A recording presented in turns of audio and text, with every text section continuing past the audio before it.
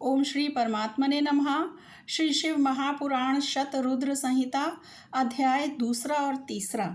शिव जी की मूर्तियों का तथा अर्धनारीश्वर रूप का सविस्तार वर्णन। नंदीश्वर जी कहते हैं, ऐश्वर्यशाली मुने, अब तुम महेश्वर के उन श्रेष्ठ अवतारों का वर्णन श्रवण करो जो लोक में सबके संपूर्ण कार्यों को पूर्ण करने वाले अतएव सुखदाता हैं। तात यह जगत उन परमेश्वर शंभु की 8 मूर्तियों का स्वरूप ही है। जैसे सूत में मणियाँ पिरोई रहती हैं, उसी तरह यह विश्व उन 8 मूर्तियों में व्याप्त होकर स्थित है। वे प्रसिद्ध 8 मूर्तियाँ ये हैं: शर्व, भव, रुद्र, उग्र, भीम, पशुपति, ईशान और महादेव। शिवजी के इन शर्व आदि 8 मूर्तियों द्वारा पृथ्वी, जल, अग्नि, वायु, आकाश, क्षेत्रज्ञ, सूर्य और चंद्रमा अधिष्ठित हैं। शास्त्र का ऐसा निश्चय है कि कल्याणकर्ता महेश्वर का विश्वंभरात्मक रूप ही चराचर विश्व को धारण किए हुए है। परमात्मा शिव का सलिलात्मक रूप जो समस्त जगत को जीवन प्रदान करने वाला है, भव नाम से जाना जाता है, जो जगत के बाहर भीतर वर्तमान है और स्वयं ही विश्व का भरण पोषण करता है तथा स्पंदित होता है। उग्र रूपधारी प्रभु के उस रूप को सत्पुरुष उग्र कहते हैं। महादेव का जो सबको अवकाश देने वाला सर्वव्यापी आकाशात्मक रूप है, उसे भीम कहते हैं। वह भूत वृंद का भेदक है, जो रूप समस्त आत्माओं का अधिष्ठान, संपूर्ण क्षेत्रों में निवास करने वाला और जीवों के भव पाश का छेदक है। उसे पशुपति का रूप समझना चाहिए। महेश्वर का संपूर्ण जगत को प्रकाशित करने वाला जो सूर्य नामक रूप है, उसे ईशान कहते हैं।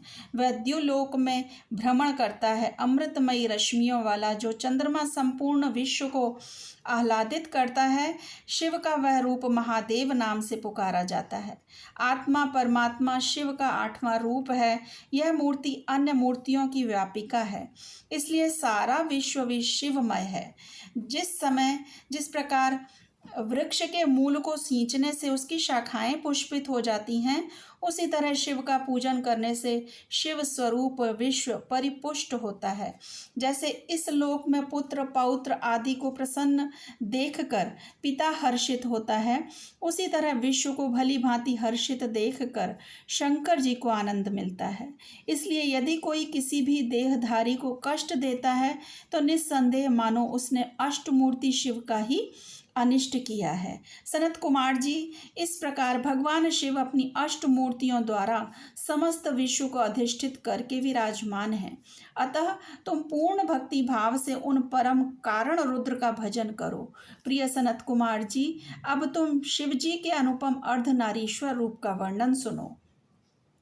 महाप्राज्ञ वह रूप ब्रह्मा की कामनाओं को पूर्ण करने वाला है। सृष्टि के आदि में जब सृष्टिकर्ता ब्रह्मा द्वारा रची हुई सारी प्रजाएं विस्तार को नहीं प्राप्त हुई, तब ब्रह्मा उस दुख से दुखी हो चिंताकुल हो गए।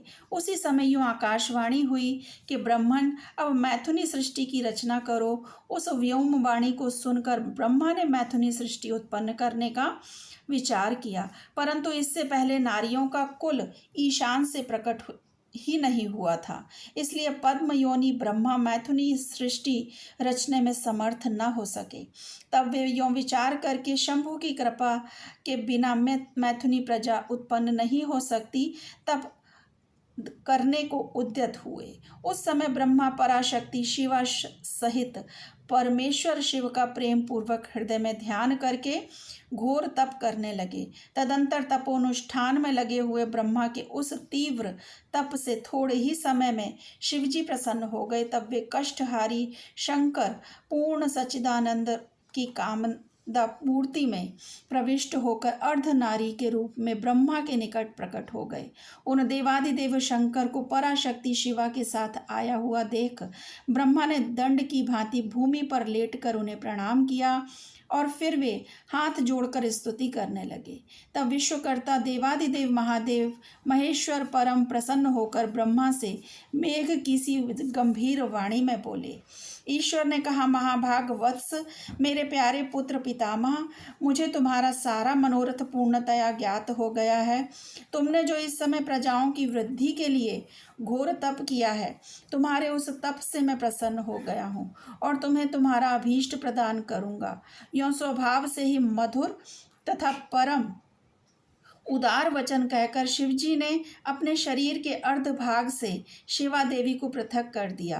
तब शिव से पृथक होकर प्रकट हुई उन परमा शक्ति को देखकर ब्रह्मा विनम्र भाव से प्रणाम करके उनसे प्रार्थना करने लगे।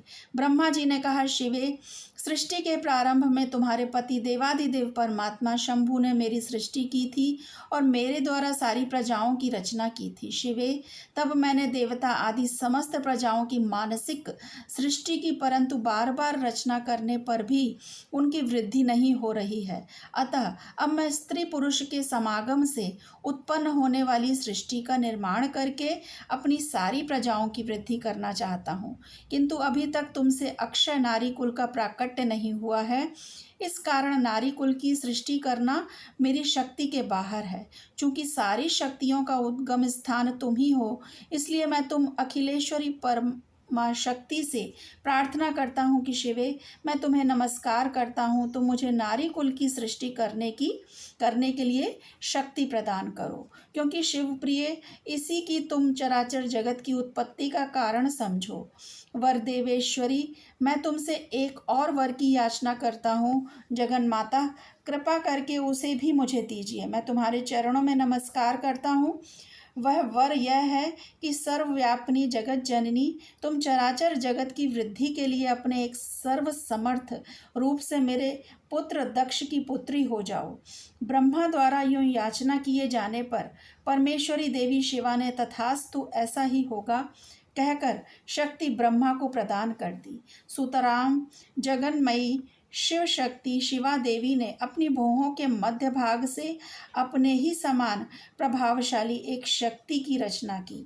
उस शक्ति को देखकर देव श्रेष्ठ भगवान शंकर, जो लीलाकारी, कष्टहारी और कृपा के सागर हैं, हंसते हुए जगदम्बिका से बोले।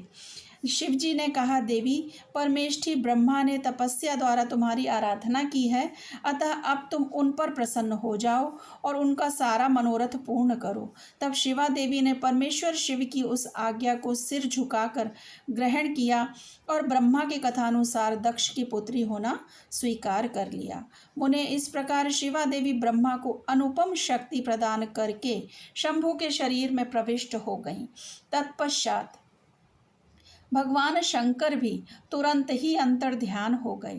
तभी से इस लोक में स्त्री भाग की कल्पना हुई और मैथुनी सृष्टि चल पड़ी।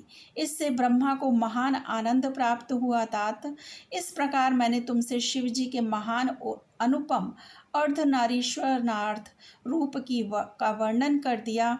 यह सत्पुरुषों के लिए मंगलदायक है। ओम नमः शिवाय। शिवजी सदा सहाय।